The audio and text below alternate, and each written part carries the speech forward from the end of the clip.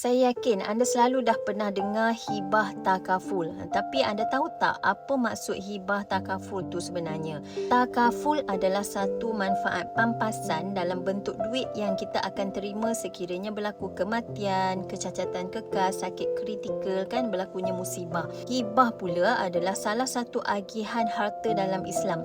Jadi bila kita gabungkan hibah takaful bermaksud manfaat pampasan tunai tadi diagihkan mengikut agihan hibah, iaitu hadiah. Bila sebut hadiah, dia tak termasuklah dalam harta pusaka dan dia tak perlu nak tunggu bertahun-tahun waris nak memesyuarat, kan, nak tunggu agihan faraid selesai, tak perlu.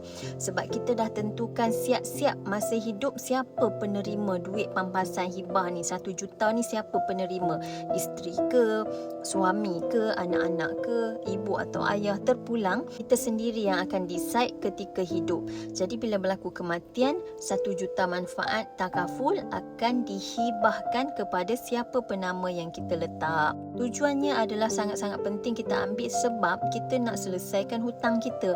Masa kita hidup, kita ada hutang kereta, kita buat hutang rumah, personal loan, kredit kad, macam-macam hutang kan kita dah bina masa hidup.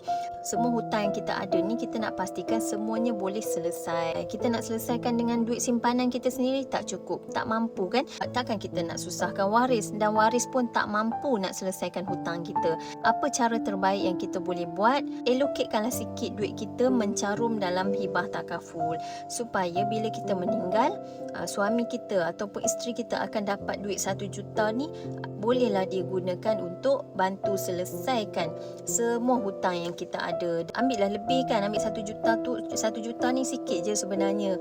So bila ada lebihan ni, pasangan kita boleh guna untuk kelangsungan hidup dengan anak-anak pula.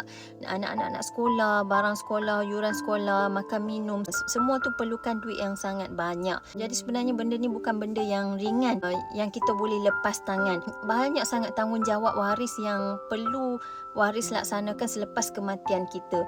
Tambahan kalau kita banyak tinggalkan hutang, tak tinggalkan duit tapi lebih kepada tinggalkan hutang, so bayangkan macam mana waris kita nak uruskan segala hutang-hutang kita, segala harta-harta kita yang kita ada yang masih banyaknya dalam hutang, tak boleh nak selesai sebab waris tak cukup duit. Jadi janganlah rasa takut sangat nak allocate sikit mencarum dalam takaful, sebab semua ni akan memudahkan urusan anda juga, memudahkan urusan waris anda juga. Jadi kalau anda dah lama kan duk survey takaful ni berapa caruman, takaful ni berapa caruman, sebenarnya semua lebih kurang sama je. Yang penting anda buat keputusan, start mencarum bermula hari ini. Takut tak sempat ambil, pergi kerja balik kerja, kemalangan, cacat kekal ataupun meninggal.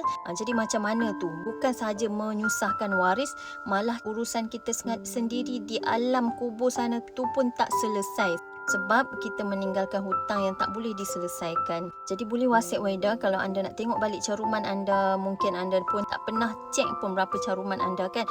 WhatsApp Waida, kita boleh tengok berapa caruman anda mengikut jumlah pampasan yang anda nak.